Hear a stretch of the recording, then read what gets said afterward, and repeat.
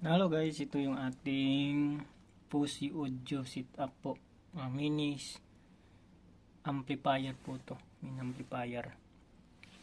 Yan. Ito yung kanyang volume. Ito yung ating dalawang speaker. Kenwood. Tapos yung ating device na ginagamit, yung laptop. Bluetooth po to. Naka-Bluetooth po yan. Ayan o. So ito yung kanyang adapter. So try natin guys patugtugin o. Ayan. So play natin ha. Yung volume nito is nasa 50 pa lang guys. Yung sa ating laptop. Ayan o. 50%. Tapos dito, hindi pa po ito nakasagad. Ayan. Try natin ha. The manger where cries the child was born. So yun yung ano niya.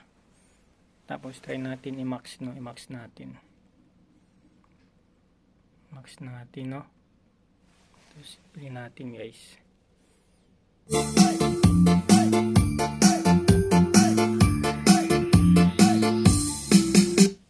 So yun.